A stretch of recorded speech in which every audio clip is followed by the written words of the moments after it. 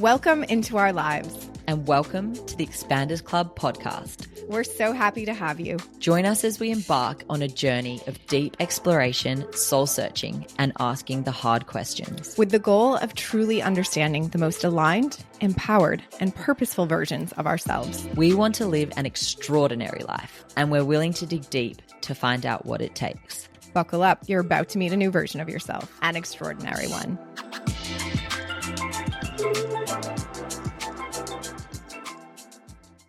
My friends, hello. I have missed you.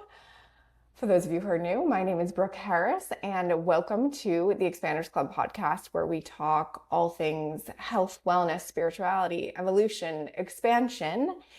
And I've been gone for a few weeks because we've been buying, closing, moving into, renovating a new house.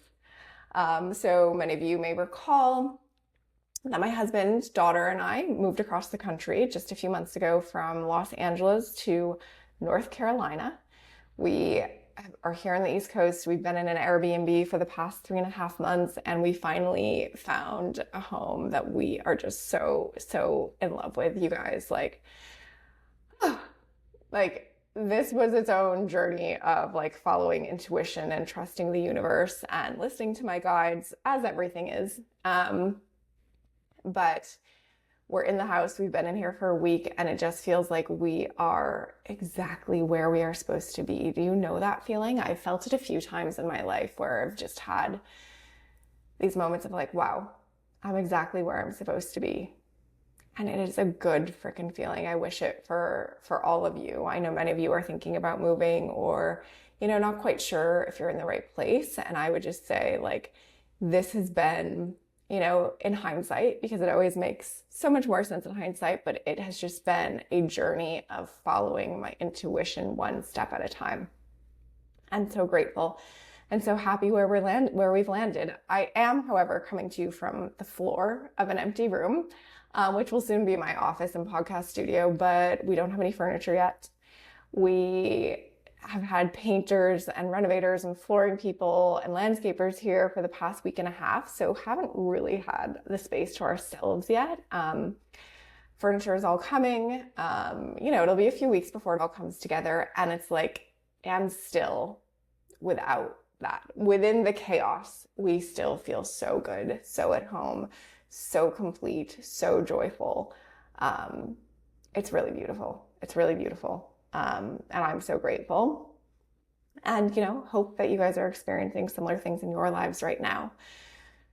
This week's episode is a fun one. I think it comes at a really great time because we are talking energy, and we are talking energy through the scope of Reiki healing. We're here with my friend Sierra, who is an incredible Reiki healer. She's worked on me. She worked on my sweet Papa Bazooka before he passed. And I don't know if you guys have ever had Reiki. It is energy healing. It's the movement of energy. It's tapping into energy.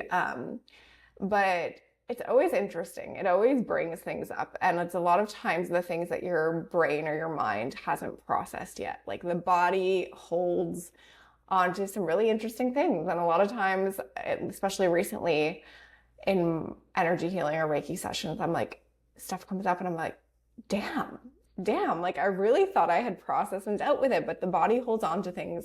I'm finding, at least my body holds on to things energetically a little bit longer than the rest of me does. So I like to use Reiki and energy healing as kind of the final push to clear stuff. It can also be an incredible catalyst. So if you're just feeling off or know that you need to start somewhere and don't know where to start, Reiki can be an incredible place to kind of give you some information on hey, here's what's coming up.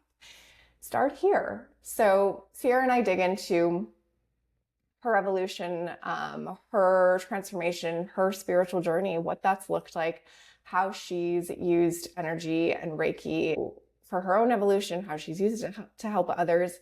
She shares a really wild story about one of the experiences she's had as a Reiki healer that just you can't hear a story like that and not believe that there's something bigger that's connecting us all, that there's more than what the eye can see. So excited for you guys to hear that. Excited for you to meet Sierra and hear her story. I think it's really going to resonate, and a lot of you are going to find it very relatable and very helpful. All right, my friends, enjoy this episode. See you soon. All right, Sierra, welcome to the Expanders Club podcast. Thank you. Thank you for having me. Absolutely. So excited to have you. Excited to talk Reiki, energy, all the things. For those of you listening, Sierra is an intuitive Reiki healer, and I've had sessions with her. You've actually done sessions with my dog, also my poor Bazooka, who has passed. But that's how we started, was with Bazooka. And done sessions with me, and it has been incredible. And I'm a huge believer in, obviously, energy healing, moving things through. So excited to get into all of that. But one thing I want to touch on first is you shared with me that you are in the middle of a spiritual awakening. And like, aren't we all? Right? Yes. Whether we know it or not, Yes. sometimes. Tell me a little bit about that, if you don't mind. Yeah. It's kind of wild. It's a little bit, I mean, it's hard to describe for somebody who hasn't necessarily gone through it before. But the best way that I could kind of describe it is it's like literally a complete shift in mindset, a complete kind of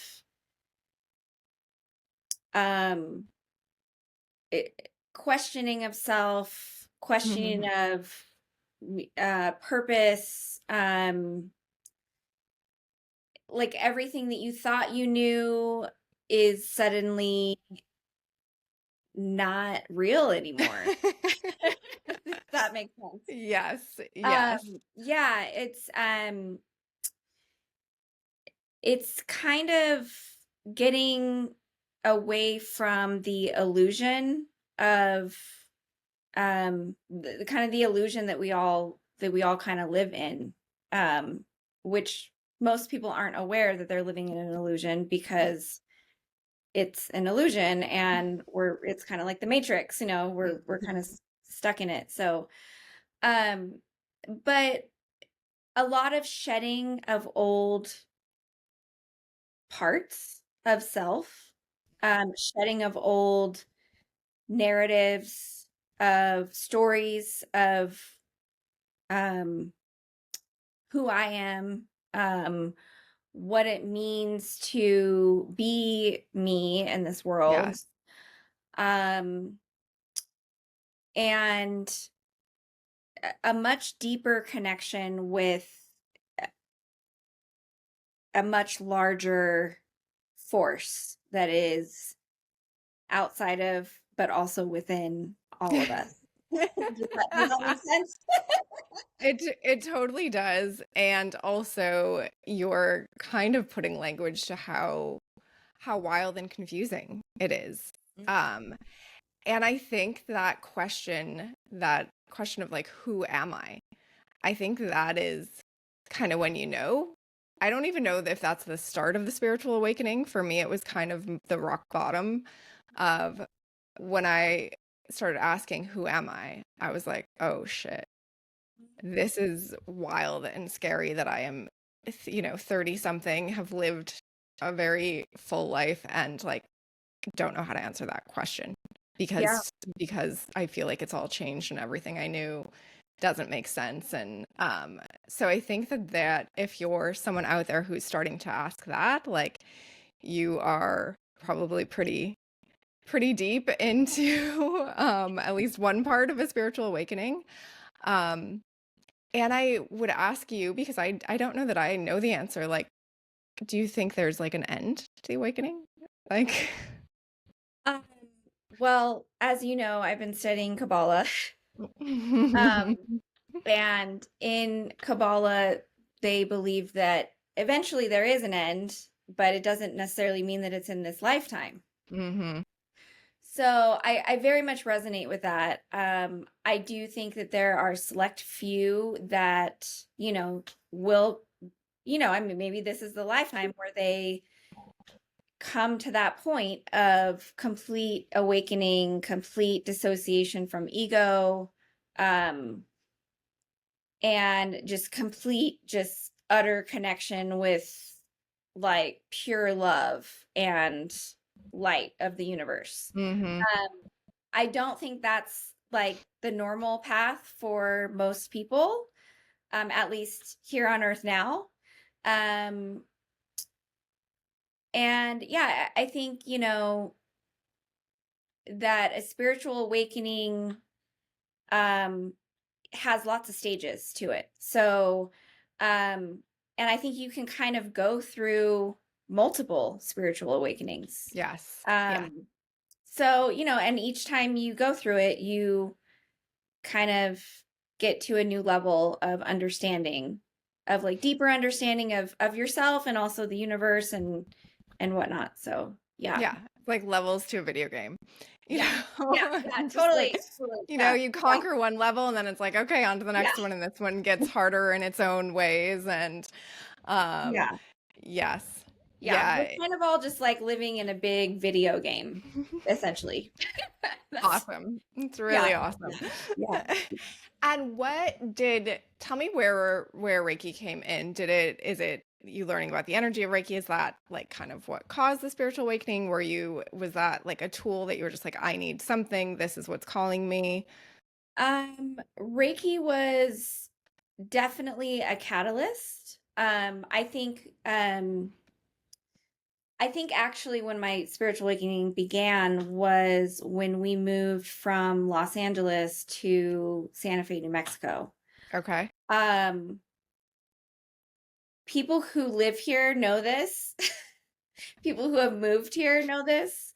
It's really hard to explain, but it kind of feels like you get drawn into this vortex of the deepest, darkest healing process that you're ever going to go through. Great. Okay. And I've talked to other people who have experienced this in Santa Fe. It's a very healing place, but it's not what people think it is. I think a lot of people think, oh, I'm going to go to Santa Fe and, get some healing and love and light and all the things, but it's a very feminine energy here. And feminine is deep. Feminine is dark. Feminine is messy. Feminine is emotional. Feminine is slow and fast at the same time. So it's like, it's so much more dynamic, I think, than, like a more masculine place that's, like Los Angeles, where it's like a lot of go, go, go energy. But when I moved here, I didn't know really what I was getting myself into. But that being said, I think there was a part of me that knew I needed to go through something like this. And I started studying Reiki when I moved here, because I've been doing hair for 20 years and I've been wanting to kind of move away from that. I really hasn't been totally feeding my soul. And I studied Reiki and suddenly realized all these sensitivities that I have had my whole life, but was finally able to kind of put like a container to it and a name. And that journey in itself catapulted me into like deepening my understanding of who I am, and a lot of letting go of who I think or thought I should be to fit into society. Yeah. That makes sense. Yeah. What called you to Santa Fe in the first place? Like, that's a pretty big jump from LA to Santa Fe if you're not if you're not going on a spiritual journey, Right.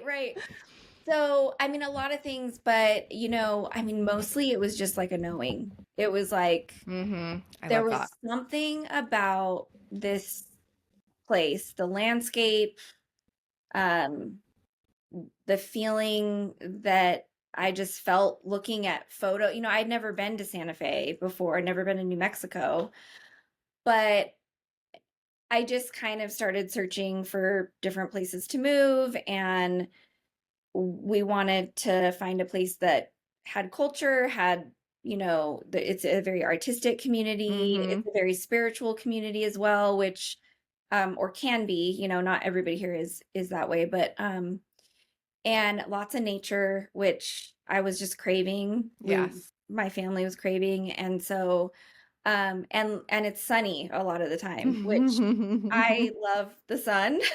Yes. So, so yeah, it just kind of called to me, and I didn't know exactly why, but I just knew that we needed to move here. So, I love that similar feeling for us in the move. Like, whenever it'd be like, well, what made you move? And it's like, okay, a similar list to what you had, but also like, when you lay it out logically, it's like, okay, it's pretty random. And I don't know if you felt this when you moved to Santa Fe, but pretty quickly after we arrived, both my husband and I felt like, okay, yeah, this is the right place. This is where we're meant to be. And his process was very different than mine, and I'm sure that your husband's was the same for you guys based on just what I know about your dynamic. And also, I know we have some listeners who are thinking about making a big move too, but my husband had a very logical process. It took him still like pretty quick in the human world. Like it took him like 3 or so weeks to fully come around and be a hell yes. yeah. We visited here within a day. I was like, yep, we're good. We're good to move here. And my husband was like, we haven't seen any of the neighborhoods. We haven't seen any houses. All we've seen is the beach, essentially. Like, I was like, yeah, no, we're good. The energy is good. Yeah. Yeah. Yeah, But no, it was very similar for my husband and I. He tends to be more the logical minded one and more rational about things, and needs a little bit more time to make that leap. And I'm just like, when I know, I'm just like, yeah, this is what we need to do. So, yeah, I love that. And tell me about, because I think, once you tap into energy and understanding energy, being able to read energy, being able to feel energy, like it just opens, it's like a whole new language, and it's almost like our most natural language, right? That we've for some reason like distanced ourselves from. yeah. Tell me about the experience of like starting Reiki training and starting to tap into that. Yeah, so it's always something that I've been interested in. My grandmother did Reiki. I've always kind of felt connected to the spiritual world. I think it took me a long time to like, I think when I started training in Reiki, that's when I really started kind of getting a little bit of validation for like, okay, I'm sensing something. I've been kind of sensing things for a long time that I didn't quite know how to interpret. And so, and energy can be very subtle. And I think a lot of people don't realize that. They think, oh, I need to like experience this huge thing to like, but really it's about getting quiet enough to do some deep listening. Yes. And when I did my Reiki 2 class, that was the first time that I worked on somebody. And I kind of surprised myself because I didn't even realize that I was picking up on so much from people. But it became it was, what was cool about it was it became very clear that what I was picking up on was their stuff and not my stuff. So I was able to have a little bit of separation from it. Whereas like I've been going through my whole life, like picking up on people's stuff and internalizing it as my own. Yeah, I want to dig into that a bit because I think a lot of people do, and a lot of my clients, that's one of the first areas that we need to start, right? Is like, how do you know what energy is yours versus what is someone else's? So I guess I would ask you that question since you're trained in knowing. Um, how do you know what energy is yours, or how does one know what energy is theirs versus what someone else's? Yeah, so it can be tricky, and like I said, you have to get still and quiet enough with yourself to it takes a little bit of practice sometimes. Um, for me, doing Reiki on people helped me to um kind of feel in, like, when I'm doing Reiki on somebody, I'm touching their body. So it's like usually what happens is I will get an immediate vision or an immediate emotional feeling Mm. or an immediate physical sensation. Mm-hmm. And usually it's that first thing that pops up that is like what I'm feeling with them. Um, if I start to go into like a story about it or start to get you kind of in my head about it, that's when I know that's my stuff, right? Yeah. Yeah. So when I'm working on somebody, and again, like I said, it's very subtle, and I had to learn this for myself because I was expecting, oh, like I'm gonna hear this like crazy voice, or I'm gonna see something. A lot of Mm-hmm. Reiki practitioners do actually see auras and see things outside with their eyes visually Mm-hmm. outside of them. For me, it's all inside my third eye. So it's inside my head.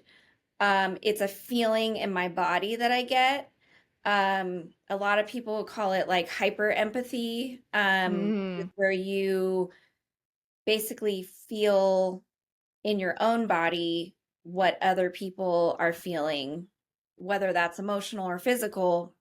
So you can see how that can be tricky I sometimes. actually hate having that ability. Yeah, yeah, yeah, yeah. Yeah. And I think a lot of people probably have that and don't have the awareness, but like, Mhm. yeah, it's one of my like least favorite things, actually. Well, it's challenging because especially I find the physical stuff challenging because I mean the emotional stuff too, but when you start to feel physically sick, and you're like, Mm-hmm. why am I just like feeling sick all the time, Mm-hmm.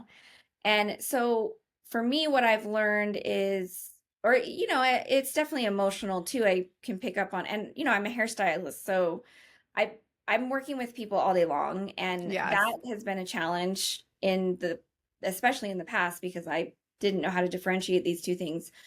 Now I have like energy practices that I do beforehand or after a long day of working with people, where I can, um, and this is how it works for me. And it doesn't necessarily, this is the thing about energy, which is interesting. You have to kind of find your way that works for you. So Totally. it again, it takes a lot of practice, takes a lot of tuning in and slowing down. For me, the way that I'm able to like kind of release other people's energy from my body is to like really like place my hands on wherever I'm feeling it, like an emotion, physical sensation, and really just like feel into that area. Usually a name will come up if it's about somebody else. Mm. And sometimes if I'm not sure, I ask questions. And then I either, again, it's about listening to those subtle shifts. So like it might just be like a subtle shift in my belly, like, or a little tinge or a little, um so it's not an easy thing to do. It's not an easy, I think, the way our society is and has been structured, we just are not like connected to that part of ourselves. Yeah. And I want to dig into that a little bit because I think it's something that as healers, we kind of pass over. It's like, well, you just have to get quiet enough to hear, right? Right. But that is literally one of the number one like foundational pieces. Mhm. And it's really hard for people. So how did you cultivate that? Like being able to have silence, being able to get quiet enough to listen. Yeah, so you know, everyone's circumstance is different. Everyone's life circumstance is different. And I realize, sometimes it can seem literally impossible to find 5 minutes to get quiet with yourself. A lot of it for me was about saying, okay, do I actually need to do this? Or is this a moment? Is my body actually telling me to slow down and like take 5 minutes or 10 minutes to sit in the sun or just sit in a quiet area and tune in with myself? Because I've had anxiety and depression my whole life, and a lot of that's a side effect of, I mean, it's telling your body something, right? It's telling you Yeah. like, okay, this is your body screaming at you to say, we need a moment. I need a moment, Yes. you know, I need you to check in with me. Mm-hmm. And what I would say to people who are really busy, a lot of it is about like kind of assessing like, okay, in this moment, do I actually need to do laundry right now?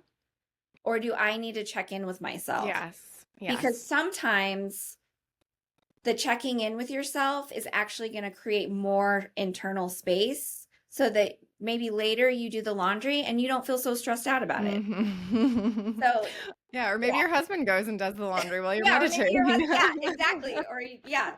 So, or maybe the laundry just doesn't get done that day. And, I mean, hopefully, I mean, yeah, there's all kinds of Maybe you burned the laundry and yeah. never do it again. Maybe you have a seance outside and you all listen to, no. Exactly, but also something that I think one of the first steps for me was while doing the laundry, I turned off the podcast or I turned off the TV. So Mm-hmm. that to me was like my first like introduction into adding some silence was maybe not less doing at first, but less multitasking. And okay, And if I'm washing the dishes or doing the laundry, I could just be with my thoughts and also, whatever other voices I'm hearing and process things instead of being distracted and yeah, listening to someone else's thoughts. right. I think we're all just so used to being distracted constantly and Yes. like constant simulation, constant this, but like something that I kind of started practicing like years ago was, I mean, it's basically just mindfulness, right? It's like, okay, I'm going to do the laundry in quiet.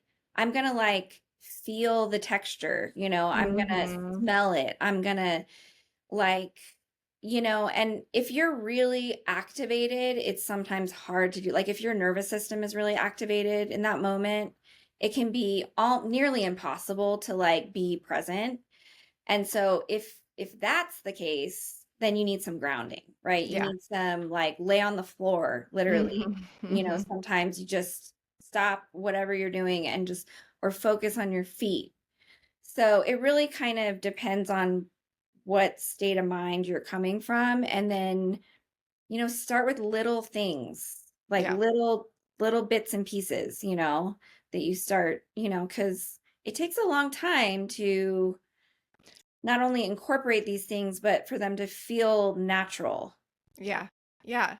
And I think to like get acquainted with your own Mhm. energy, right? Totally. Yeah. Um, I think too, something that helped and continues to help me a ton is that just like how you start your day. And I know no one wants to hear about like a long morning routine, right? But I think there are little things that you can do to make sure you're starting your day in your own energy. So if you wake up feeling good, feeling happy, and then all of a sudden your husband comes into the room and you're like not feeling happy anymore and you're like, oh, okay, or you're feeling anxious, it's like, okay, no, that's not my energy. I was feeling good.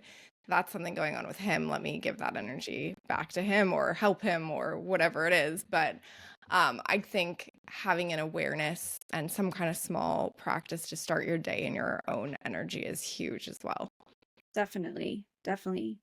And it can be challenging when you have kids because Yeah. to all those mothers and fathers out, parents out there, um, because your kid, like, just for example, like my daughter has like a ton of energy. She is just like this force of nature, like, and Yes. she jumps right out of bed and is ready to go. And whereas like for me, like it takes me a long time. Like I have to like really ease into the morning. And so there's kind of a little dance you have to do there sometimes, and I think for me, finding little ways that I can get my needs met and also meet her needs, or enough of her needs. Yes. An example is like, she wants to jump out of bed and start playing, and I'm like, I'm going to get my coffee first. I'm going to sit on the couch and I'm going to sip my coffee, and, you can play on your own for a little bit. And then once I'm done with that, then we can play. So little things like that, because I think it is challenging for people, when you think about a morning routine and there's all these other things that are influencing, so Oh, it doesn't yes. have to be this perfect magical morning routine. It could just be one thing that you do for yourself that, Yeah. yeah. And I would say too, once you do have that relationship with finding your own energy, knowing what it is, having that awareness, like it becomes like it doesn't take work anymore, right? Like you just are. Right. It just like is a part of who and what and you are and how you show up. So I Yeah. think putting in the work up front, this is for sure something we're putting in the work up front, like totally pays off. Yeah. Yeah. Absolutely. Absolutely. What does it feel like? Like as a Reiki practitioner, like what does it feel like when you're doing work on someone, and what are you looking for, or what are you doing, and what's the feedback that you're giving to the client? Everyone's energy shows up differently. So, but the way I go into a Reiki session is I try to just stay very open. I essentially become a channel of of whatever wants to come through Mhm. to that person in that moment. Um, is kind of what I'm channeling. I usually start the session by talking with the client a little bit, asking them, well, what's going on in your life? If you want to do, is there anything that you want to work on? What are you most wanting to get out of this session today? So Mhm. that's going to be different for everyone. I have a tendency to go deep very quickly, and not everyone is wanting to do that necessarily. And so which is why I've started asking people, what would you like to get out? What would be most helpful for you to get out of this session that we're in? And a lot of times it's just people just want some relaxation, or some peace, Mhm. or, as we get more into sessions, like there might be more things that we start working on. But and then, once I start working on somebody, it's, it's very zen. It's like, it's quiet. I have a little music going. I just really tune into, work from the head to the toes. And then I intuitively kind of go to places that I feel need a little bit of extra attention. And through that process, I will pick up on some stuff. Mhm. And at the end of the session, I usually ask the client if they want some feedback, if they want to hear what I picked up on, which most people do. Um, and we just talk about what came up a little bit, and some energy practices or tools that they could use in between sessions Mhm. to help them with whatever was going on with their energy. So how would you explain to someone what's happening in a Reiki session, like for them?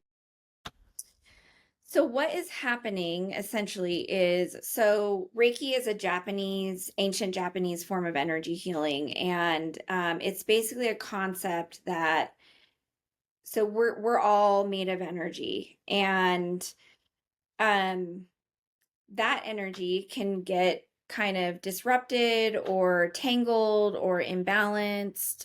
There can be certain energy blocks in the body. Mhm.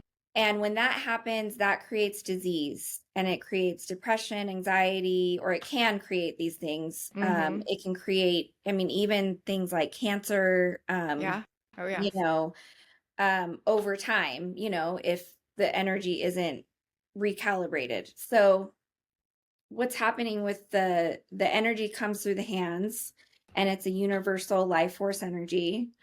So it comes from spirit, right? And so it's the energy is, I'm tapping into this person's energy, feeling it, and then I wouldn't say that I'm shifting the energy. It's more like the energy is shifting because of the universal life force that's coming through the hands. So if that makes sense, but so it's essentially recalibrating the system, the energy system. It's clearing out stuff that doesn't want to be there. It's kind of creating more flow and harmony within the whole system. Most people after a healing session feel very calm, feel very relaxed, maybe a little bit disoriented, because you kind of go into a different realm when you're getting an energy session. Yeah. That's not the case every time, because sometimes it can really release, if there's a big release, or if it's shifting something that's really been stuck, that can cause sometimes a little bit of discomfort. Yeah. Yeah. I think I had didn't I have nausea after one of my sessions? Yeah. And I know that for me is definitely a symptom of like stuff shifting.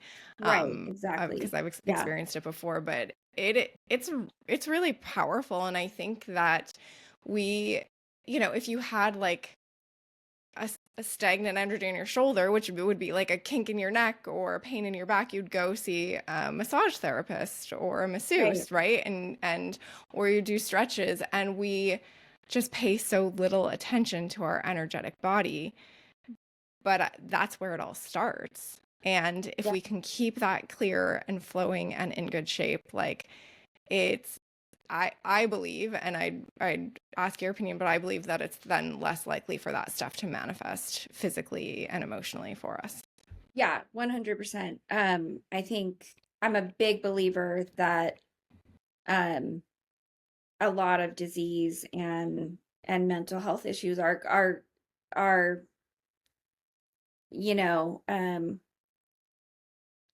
I don't want to say it's like always the cause, but like there's usually, so this is the other part of the energy, there's usually a trauma associated with it, right? Whether that's like a physical trauma, emotional trauma. And a lot of times it's like this original wound that I'm not always able to tap into the first session, but after a few sessions, I usually can kind of tell like, okay, like this is this original, and there can be multiple original wounds, but we're just speaking of like one trauma. Like there's an original wound that had an emotional component to it and was not, if you have trauma and it's not resolved, and especially when you're really young, because you don't have words for it. So your body knows, right? So it gets stuck in the body, and that original wound or that original trauma, if it's not cleared or if it's not dealt with properly, will repeat itself over and over again in different ways throughout your life. So I think it's really beneficial to be able to make those connections of like, how is this repeated itself over my life, and how can I actually clear this out, Yes. And I think too, I talk to my clients about this because I've done all of the therapies. I've been on quite my own journey, and there's a lot of stuff that we're doing through our spiritual awakening that feels like it's work we're doing with our mind, and facing things and working through traumas and journaling and all of that. And you can do all of that, but that alone is not enough. Like we need the energy work. We need to move stuff through energetically. We need to like give the body some relief. And also it's really, what's the word? It's like really fulfilling to just lay there and rest and let someone else do the work and feel the difference within a few days. I swear by energy work, and I think that someone who is skeptical would be like, okay, well, you don't see anything happening, you're not facing your trauma head on, like you're not doing the work. But every single time that I have energy healing, energy work done, shit just gets resolved. Like, and it's of course stuff that I've been working on from other directions, but I feel like a lot of times it's that final piece, at least in the therapy that I've done for myself. It's the final piece and just like almost like disintegrating and moving on from things. Yeah, no, I think that can be the case a lot of the time. And definitely for me, like I've been in my own talk therapy for 17 years, so Mm-hmm. I've definitely and there's definitely value to that as well. I just think that there's um the really old and kind of primal stuff lives in the body, Yeah. and Yeah. it can't really be talked through or analyzed, so when I started doing my own energy work, I really started feeling huge releases, huge Yeah. shifts that I didn't necessarily get through talk therapy. Mm-hmm. Um, and I also think like people have to be open to it. I've definitely worked on people who are just like nothing's getting through, you know? Really. Yeah. So I mean it's because we put up these, and that's a defense, right? So we put Yeah. up energetic defenses around ourselves too. Um, and so if somebody's not open, there's only so much you can do for them, and Mm-hmm. so it's kind of a co-creation in a lot of ways, with the Reiki therapist and the client. Um, I mean, it's like anything, like if you want to heal, you have to want to heal, Yes. because Yes. Yeah. it's not necessarily an easy road to take. That being said, sometimes the smallest shift with energy can feel like, whoa, okay, something was just like really lifted. That doesn't happen every time, but it does happen. I think that's one of the beautiful things about it. Now, I've used it almost in the opposite direction of like the final step to dissolving the things that I'm working on. But I think that it can be, and Reiki kind of has become this great like introductory, like for some reason I feel like it's become a little bit more acceptable like among the masses of a healing technique. And I think it can be this introductory to wake something up, Totally. Yeah. and I love that too. It can be the catalyst to be like, oh, yeah, that pain that I have in my lower back, that turns out that's actually just emotion, Yeah. and it's from this trauma, and I can get rid of it. And so I think it can be a really beautiful catalyst to kind of push people onto the path of awakening, the path of feeling better. Absolutely. And I often say to people like, sometimes people aren't comfortable going to talk therapy. Like they don't have the words, like they just Mm. can't quite get it out. That's an energy block, right? Yeah, So maybe they feel more comfortable starting with something that's like energy work. yeah, To if somebody has a really hard time like articulating their emotions or feelings about something, but they just know that like something's not right, something feels off, like my life isn't feeling like, whatever. I think it can be a really good catalyst and a really yeah. good starting point for people like that as well. Is there a common like weight or kink or area that needs work that you see in a lot of people? So most people that I work on carry a lot of their energy up here, which is a very Head and common, shoulders. it's very common for people to be have a lot of anxiety in the head and the chest area. And I think part of that is because that's kind of how our society is. We're taught Mm-hmm. to be in our heads, Yeah. we're not taught to be in our bodies. Mm-hmm. Um, Another thing that can happen, or another cause of energy being up here, is a lot of times is trauma. Mm, And if you had trauma and you as a kid and you felt like it wasn't safe to be in your body, you're going to want to be outside of your body. yes. Yes. Um and the problem with that is it just causes more anxiety and all that stuff. Yes. So if you are but it's a slow process to bring it down, right? And because you don't want to do it too fast because sometimes that can re-traumatize somebody too. Mm-hmm. So but usually like I'll work on a lot of like grounding stuff with clients who have a lot of energy up here, but that's like probably the most common thing that I notice with people. But That everyone's energy is so different, so it's hard to say. Yeah. yeah. That totally makes sense. Any like surprising wild stories that you could share with us? Uh, gosh. Okay, so I'll share with you the first time I worked on somebody. Okay. This is a pretty wild story.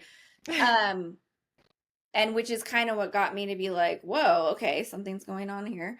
Um so when I first worked on this woman, I in the middle of working on her, and this was the first time that I'd ever done Reiki on somebody. I heard a little boy um kind of yelling out like, help me, help me. Oh God. I saw that he was in some sort of cave, and um I was like, oh, okay, that's interesting. Um and You're I, like, oh I had shit. no idea What have I done? yeah, I'm like, no idea what to make of this or anything. I'm like, I'm just making stuff up in my head, like imagining this. But the voice was, it wasn't like it was outside of me, but it felt strong. And Mm-hmm. so afterwards, I said, some things came up. I don't know if you want me to share them with you. I have no idea if it means anything to you. And she was like, yeah, so I said I heard this little boy's crying out and he was kind of stuck in a cave. And so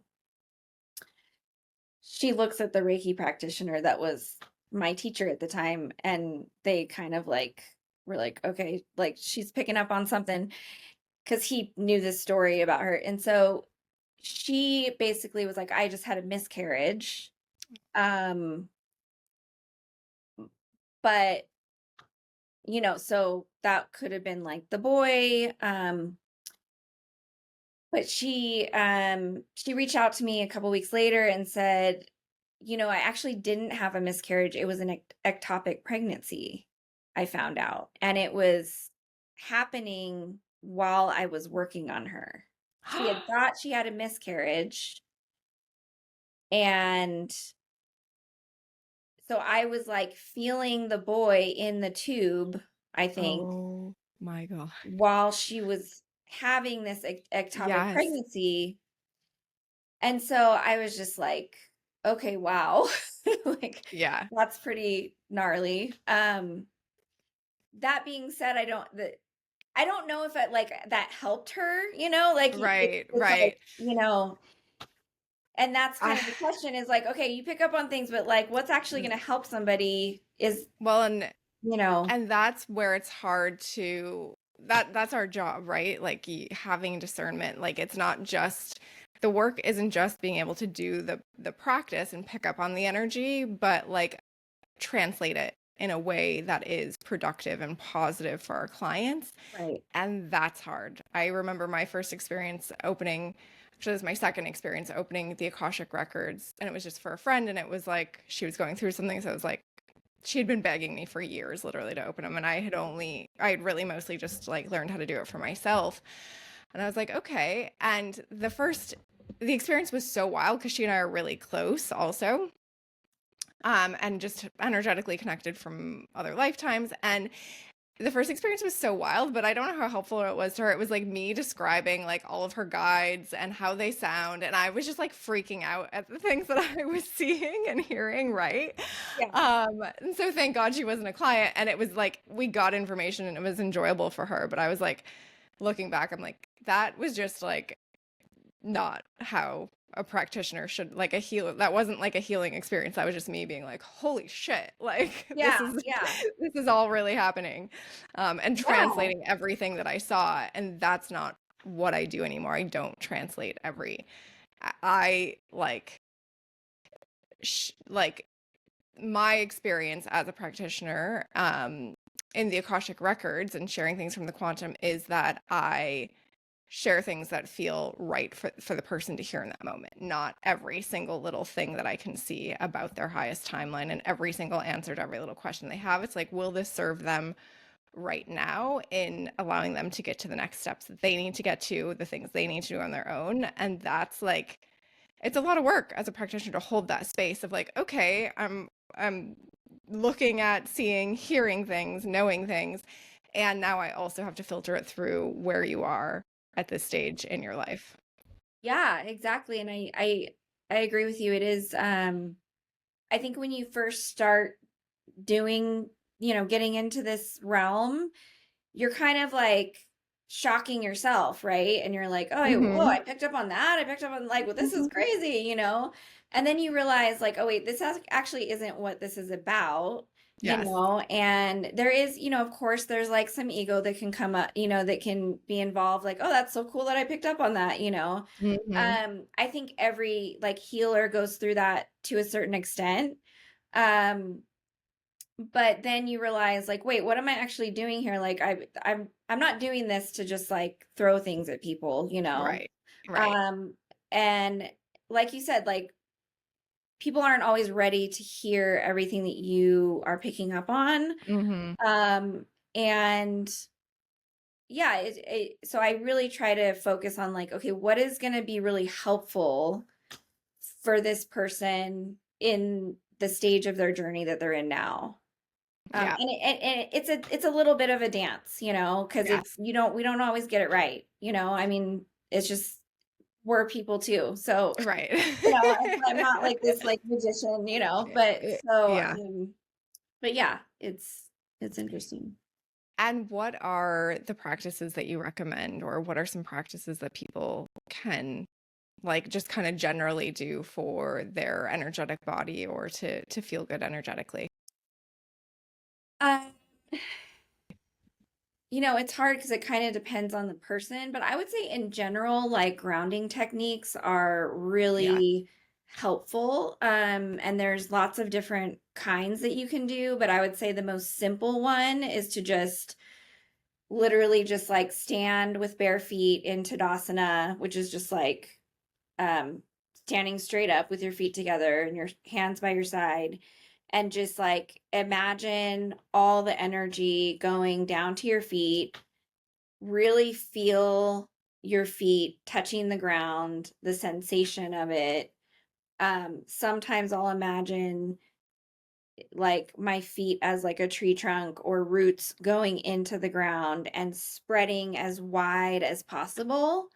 Mm-hmm. Sometimes I find that the more wide I can get, the more like grounded I feel and the more like calm I feel.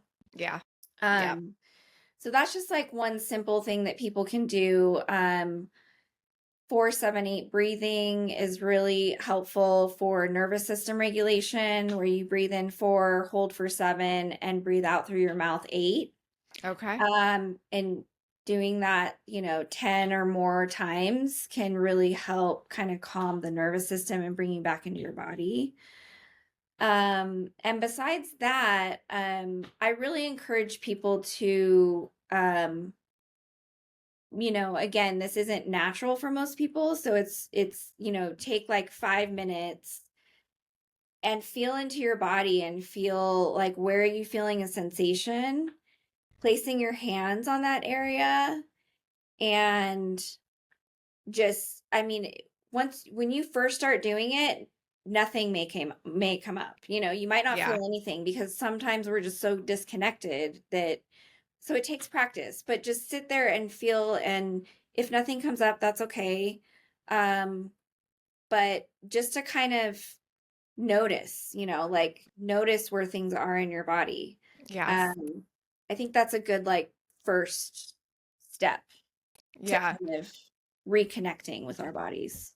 I think a fun practice too that is really easy, and like you said, like you may get feedback, you may not. I kind of always do is like the hands on the heart and asking like, what do you need me to hear today? What do you want me to know today? Um, and just sitting there and listening and seeing what comes up. Like I usually find that to be very sweet and comforting, and it's always something so nice and kind, like something really kind you needed to hear, you know? Um, so I like that practice a lot. I do that. I like to do that practice with tarot cards too. It's obviously a different experience, but just like kind of a fun way to finding different fun ways to tap in and listen and like ask questions, which that is also one of the foundational steps to all of this. Like just start to ask and see what you hear, and sometimes you might not hear anything, but like a lot of times you might hear something, and it's usually pretty fun. Yeah, no, I love that. Yeah. And I think like the best thing that people can do is just try to be curious. You know, Mm, like you said, ask questions and be curious about the answer, you know, and be like quiet enough and still enough to be able to hear the answer, yes. Yes. which is not And always easy to do, but you know, well, and then it's like, okay, the steps are like listen, hear it, like make sure you can hear it right. And then the final step, which is kind of hard a lot of times, is taking the action on the answer, totally. Yeah. Yeah. right? Yeah. Yeah. That's probably one of the hardest steps. It's actually Yes. taking the action. Yeah. Yeah. Yeah. What do when someone comes to you to book a session, what are they usually like looking for or coming to you for? Um, you know, various things like, you know, sometimes people just have stuff going on in their life that they're like stressed about or anxious, or maybe they had a physical injury that they're trying to work through. Mm-hmm. A lot of times it's just, you know, I mean, a lot of people come and want, you know, they want to feel peace, you know, they want to feel, you know, at peace within themselves. Yeah. Yeah. Um, and you can get some of that through a session, but what I always tell people is, um, it's not gonna, nothing's gonna completely change in one session. I mean, it's just Mm-hmm. like therapy, it's like going to the gym, it's like anything that's worthwhile, right? Yes. It's it's getting your body to recalibrate to something that it's not used to. So, um, and getting and teaching the client to get more in touch with those subtle cues from their body. Mm-hmm. And that takes time, you know, especially Mm-hmm. if you've been completely disconnected from that part of yourself. Yeah. Yeah. Um, so yeah. Yeah. I love that. What you have 10 seconds with someone. What do you say to them that can have like the biggest impact on their lives? Um, be gentle with yourself. Mm. Um, I feel like you just said that because you knew that's what I needed to hear. I'm like, maybe, oh yes. maybe, yeah. I'm like, oh yes, Also, yes, I need to that's hear it too. So maybe we both needed to hear that. yeah, yeah. No, I think being gentle with yourself is so can be so powerful because um we, especially in this, you know, hyper masculine kind of society that we capitalistic society that we live in, um we push ourselves and we expect perfection and we, you know, we just are not often gentle with ourselves. Yeah. I think if you think about what like a baby would want, you know, gentleness from a mother, from a nurturing mother, you know. Yeah. So that's Yeah. that's what I'm coming up with right now. Gentle and nurturing. I feel like that's kind of the vibe of the future. Like that is the feminine, right? And it's honestly like I have I still have a long ways to go, but I have started to work that energy into my life much more in the past year. And I've actually, even though, I still have my moments of like worrying that I'm not pushing and going fast enough, I've actually gotten as far, if not farther, than the pushing, striving, like go, go, go days. Right. Yeah. And like, you know, not to say that the masculine is not needed. Um, there has to be a balance though, Yes. like, Yes. and I think that's where things have kind of tipped over to like one side with our society is like Mm-hmm. it's just gone all the way to this one side and we're forgetting about this whole other side that is so important. And the value in that side, right? Yeah. Like the value in slowing down, being gentle, Hmm. nurturing, like creating creativity, creating things from a different place and a different motivation. Yeah. Yeah, I think that's one thing that's hard in society is we like place there's such a different value on that versus some of the Yeah, things that the masculine brings to absolutely. the table. And then I think that's when like people start to feel guilty, Mm-hmm. for being gentle, for being soft, for being slow, for whatever it is, it's like that guilt comes up, and then it's like, no, I need to be like doing, doing, doing. Yeah. But if we can kind of separate from that enough, get a little bit of space from that kind of narrative, um, I think you can end up being more productive in a lot of ways Yeah. by adding in that gentle, that soft, that nurturing side.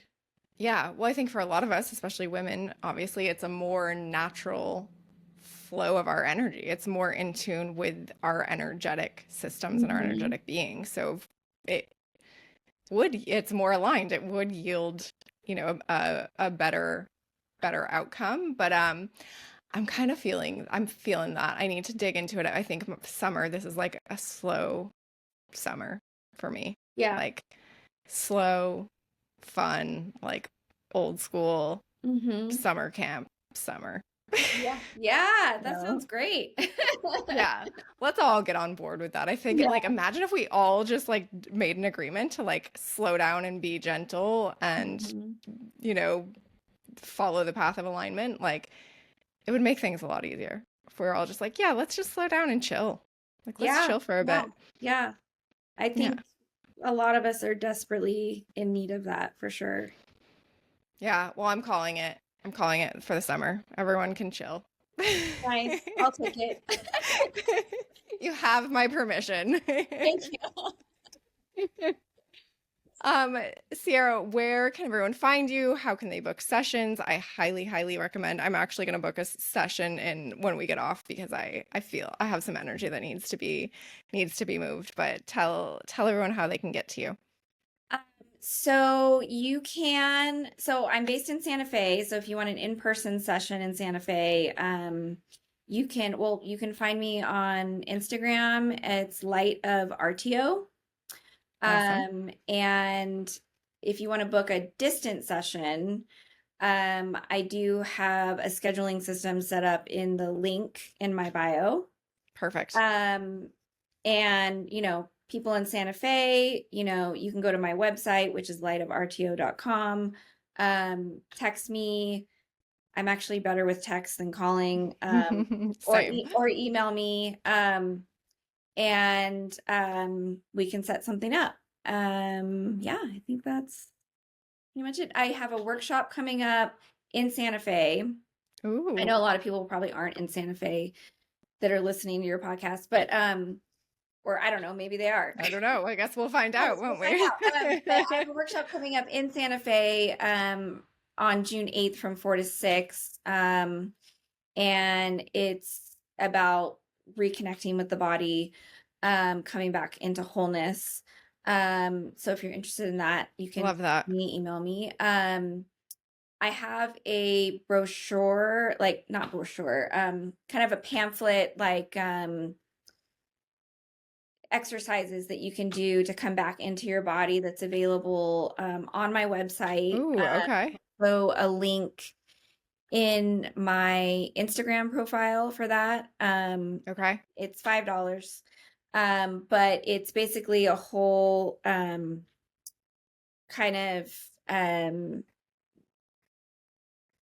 like thing on, just how, like, different ways to come back into your body, a little bit of background information on how we get disconnected from our bodies, along with like some kind of energetic practices that you can do as well. Awesome. If anybody's interested in that. Yeah. Cool. Yeah, I highly recommend at the very least tapping into that and tapping into Sierra's Instagram content. But definitely book a session, whether you are, deep in your spiritual awakening journey and just need some stuff moved through, or this stuff is kind of new to you and you're looking for something to kind of help wake some stuff up. Highly recommend it. Sierra, thank you so much for spending time with us today. Thank you so much. I really appreciate you. And yeah, this was awesome. Yes, this has been lovely. Thank you guys. We'll see you soon.